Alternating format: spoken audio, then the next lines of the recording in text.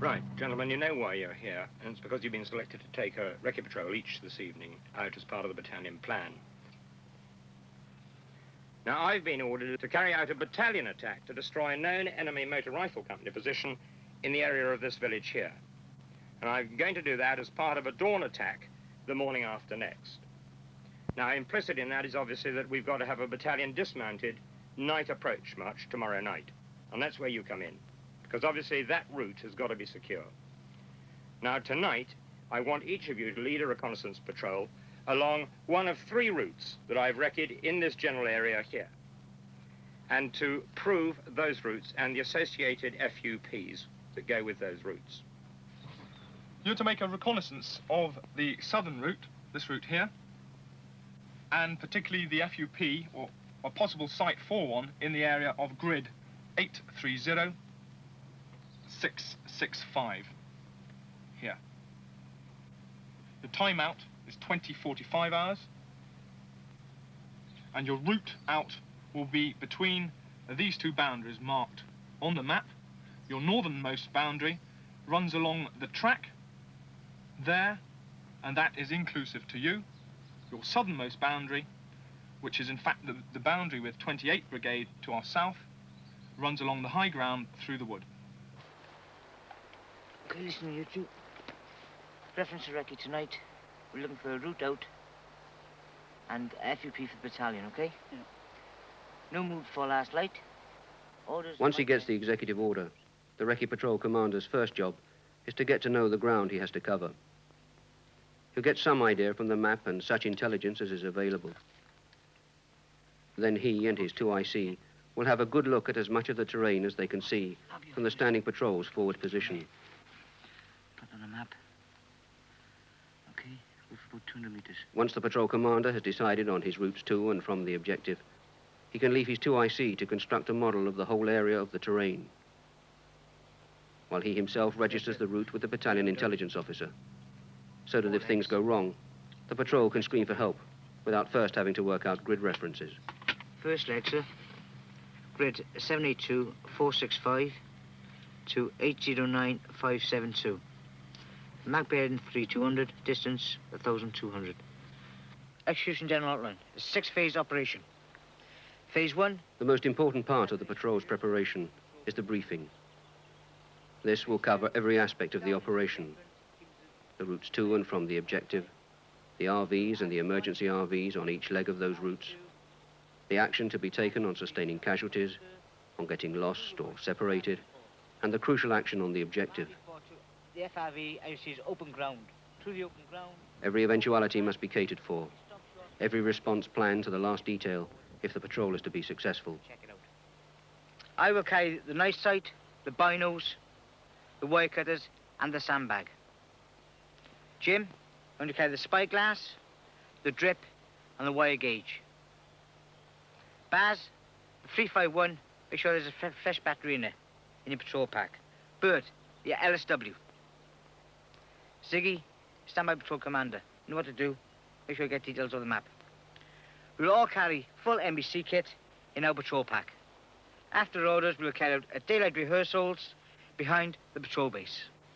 We'll concentrate on actions on the FRV, the objective, and the formations. From this position, we wait approximately around 2 minutes to listen out. Then me and Jim move forward, buddy-buddy system, to check out the final RV. Time spent in preparation is always time well spent, especially when a patrol will be operating in the dark, over unfamiliar ground, perhaps dangerously close to the enemy, where a moment's uncertainty could put the entire patrol at risk.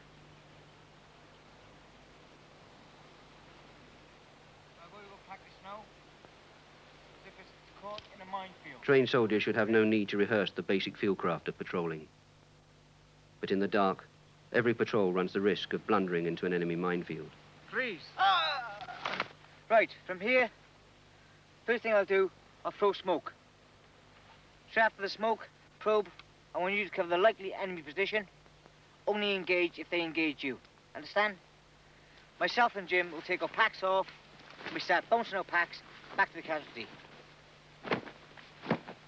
This is an emergency routine which proved itself in the Falklands.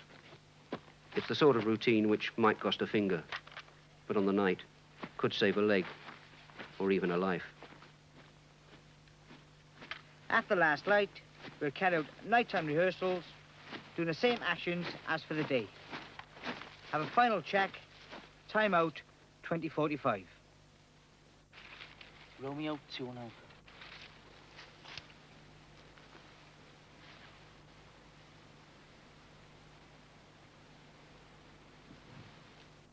From here on, the patrol are out on their own.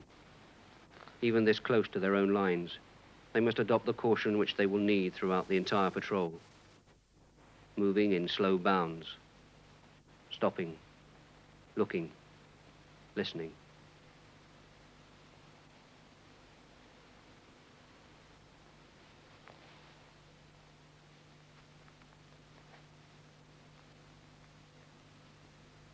In open country, the patrol will adopt the diamond formation.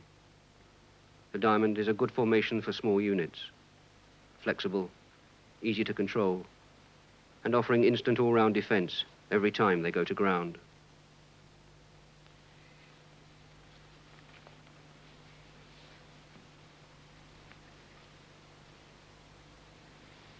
The lead man of the patrol, the point man, is the eyes of the patrol. The radio operator is the ears of the patrol. The gunner is the teeth of the patrol. And the patrol commander is the brains of the team, the controller. He planned the patrol, now he must lead it. Brains, eyes, ears and teeth. Looking, listening, thinking on their feet, all the way to the objective. We come down into the re-entrant, follow the re-entrant through to our first RV. Keep following the re-entrant all the way through to RV2, which is in the small hollow on the side. Come up the re-entrant, where it bears off to the right slightly, then up onto the spur to RV3, through the wood to RV4.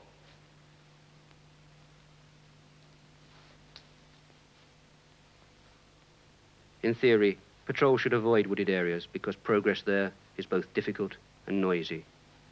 But in Germany, that's all but impossible. So the patrol must move in close file, slowly, one hand on the pack or hanging on the strap of the man in front, testing the ground every step of the way, and trying, literally, to follow in each other's footsteps. If speed has to be sacrificed to silence, so be it, as long as all-round vigilance is maintained.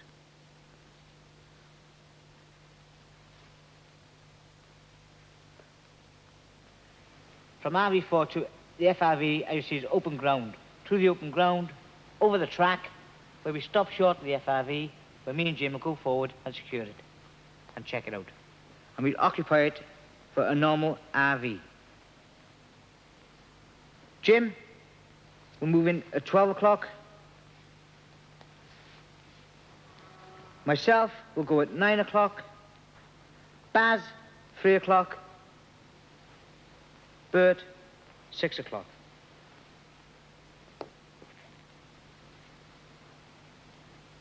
The patrol commander has chosen a safe house type of final RV, rather than a good defensive position. The best defense for a Recce patrol is simply not to be discovered.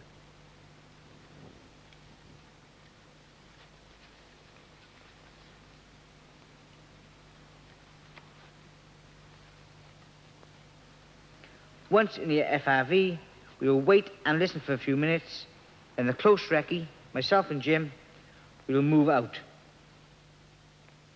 From the FRV, we move down the small gully into the woods where we start our close recce, moving through the woods, left to right.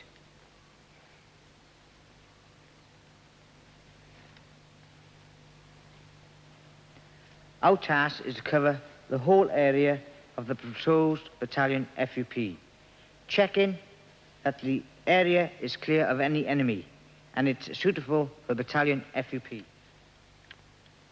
The first job is to sweep the whole area with the thermal imager for any sign of the enemy.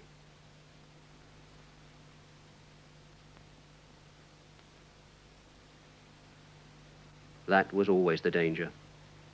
If an area looks like a possible FUP to us, it'll look just as possible to the enemy.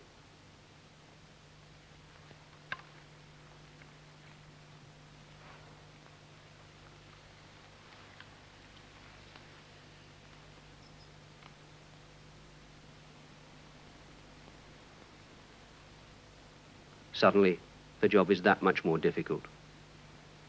Now they'll have to go in and steal the information they want from right under the enemy's nose, like thieves in the night. And like all professional burglars, they'll keep their eyes open for burglar alarms.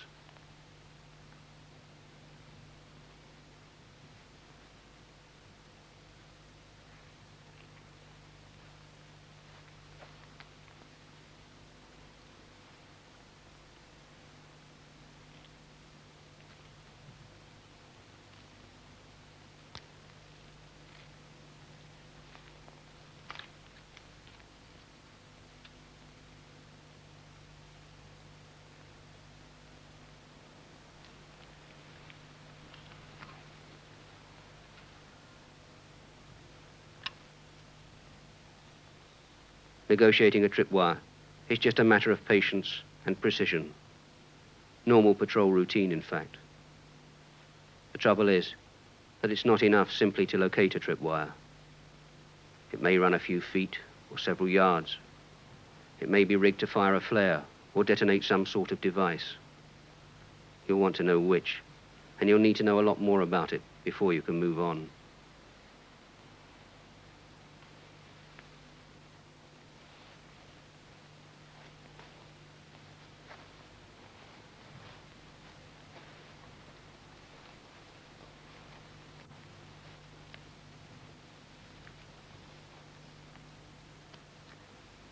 The time on the objective is crucial and must be used to best advantage. The patrol commander must get the information they need by any means at his disposal. Binoculars, individual weapon sight, thermal imagery, and some of the time by just trusting the evidence of his own eyes and ears.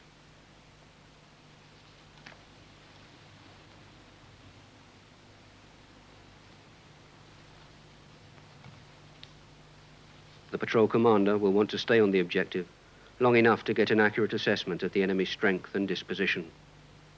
And that will take time. To rush would be dangerous and could lead to inaccurate information, which is worse than no information at all. But if they stay too long, they might betray their own presence or force the patrol to hurry on the return journey.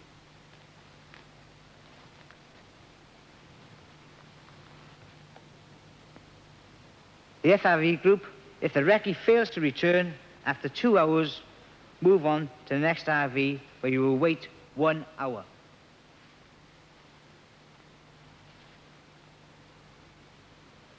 Baz, you will be looking out for us, and our signal will be my hands outstretched.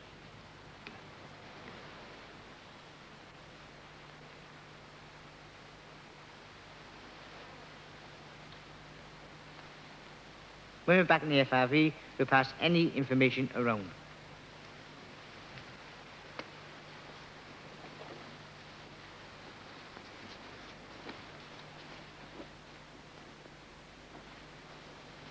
All the intelligence gathered on the close recce must be shared with the other members of the patrol.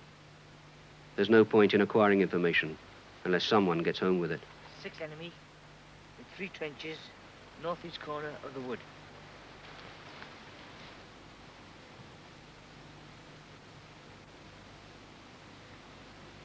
We'll wait and listen.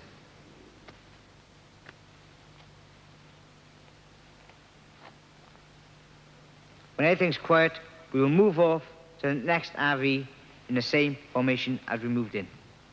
They'll return home by a different route, partly to avoid ambush if they were spotted on the way out, partly to recce an alternative approach route. But one